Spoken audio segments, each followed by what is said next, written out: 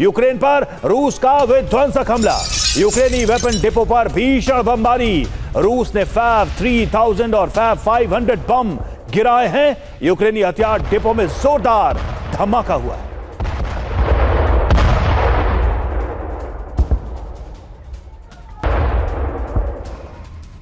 और डोनेस्क में यूक्रेनी सैन्य पोस्ट पर हमले किए गए हैं। यूक्रेनी सैन्य पोस्ट पर ड्रोन से अटैक किया गया है।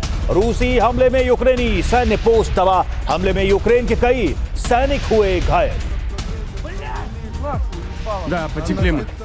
तो यूक्रेन को रूस का बारूदी जवाब। मॉस्को ने यूक्रेन पर दागे 104 ड्रोन। जी हां, रूस ने मॉस्को पर हमले का लिया बदला और अब बदले के तहत यह बड़ी कार्रवाई की गई है। 104 ड्रोन मॉस्को ने यूक्रेन पर दागे।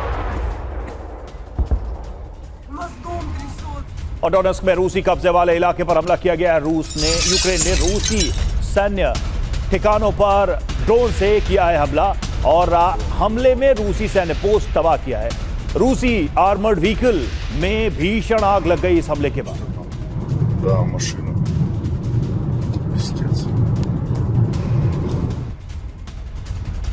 और रूसी सैन्य पोस्ट पर यूक्रेन की एयर स्ट्राइक। सुखोई 27 से रूसी पोस्ट पर बारूदी बौछार। यूक्रेन ने हाई प्रिसिजन GBU 62 एरियल बम गिराए।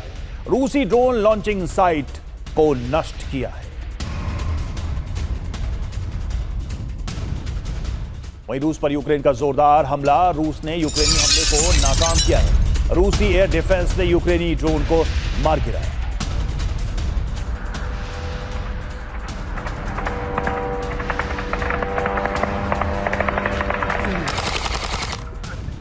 और रूसी सप्लाई चेन पर यूक्रेन का हमला। यूक्रेन में रूसी सप्लाई चेन को बड़ा नुकसान हुआ है। यूक्रेन का दावा, रूस को रोज 500 मिलिट्री ट्रकों का नुकसान हो रहा है।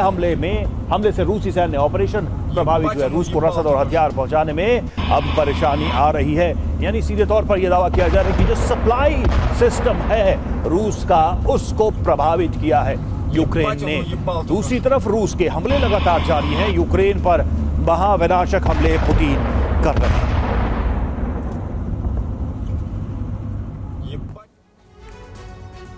चलिए अब आपको बताते हैं कि पिछले 24 घंटे की वॉर रिपोर्ट क्या कहती है। तो पिछले 24 घंटे की वॉर रिपोर्ट आपके सामने। रूस ने 100 से ज्यादा ड्रोन अटैक किए हैं और यूक्रेन के हमले की बात करें 419 ड्रोन प्रहार किए हैं। यानी कि यूक्रेन की तरफ से ज्यादा हमले किए गए हैं। टारगेट पर क्या क्या रहा? रूस की तरफ से नागरिक ठिकाने, बिजली उत्पादन ग्रिड और औद्योगिक इलाके। वहीं यूक्रेन ने जो हमले किए हैं उसका टारगेट ऑयल रिफाइनरी, सैन्य ठिकाने, एयर डिफेंस, संचार सिस्टम, ये सभी निशाने पर रहे। यूक्रेन ने जो ड्रोन्स दागे हैं, कहां हमले किए गए? कीव समेत 7 इलाकों पर रूस ने हमले किए। वहीं मॉस्को पर यूक्रेन ने अटैक किया है। इस वजह से पुतिन बौखलाए हुए हैं। यह भी जानना जरूरी है कि यूक्रेनी ड्रोन मॉस्को तक आसानी से पहुंच रहे हैं, टारगेट को हिट कर रहे हैं।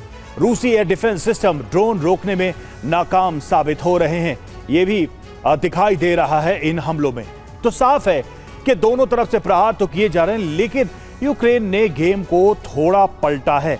मनीष झा के पास चलेंगे। मनीष, आखिर ये सवाल क्यों ना हो कि रूस विफल क्यों हो रहा है?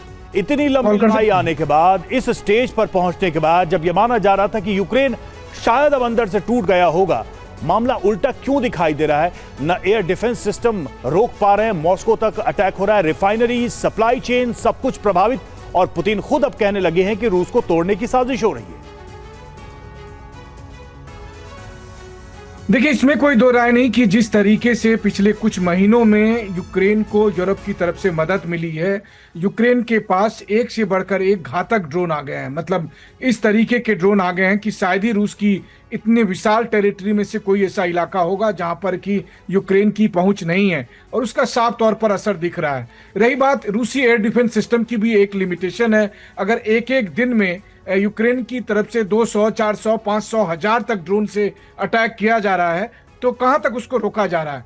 लेकिन अब तक केवल मॉस्को या ऑयल रिफाइनरी पर आप अटैक देख रहे थे। अब मॉस्को के पास जो इंफॉर्मेशन है उसके मुताबिक यूरोपीय मदद की वजह से वो लगातार जो रूस के एयर बेसेस हैं उस पर भी वो अटैक करने के लिए जा रहे हैं, जो काफी घातक हो सकता है। तो कुल मिलाकर देखा जाए तो आज की तारीख में यूक्रेन अब उतना कमजोर नहीं है जितना 6 महीने पहले था, कम से कम ड्रोन अटैक के मामले में। और ये क्रेमलिन के लिए एक बड़ी चुनौती है। अब ये कहां जाकर रुकेगा किसी को नहीं पता। मॉस्को की तरफ से भी लगातार अभी बॉम्बिंग हो रही है, ये सोचकर के जहां जहां पर यूक्रेन के हथियार हैं या हथियार बनाने वाली फैक्ट्री है उसको निशाना बनाया जाए।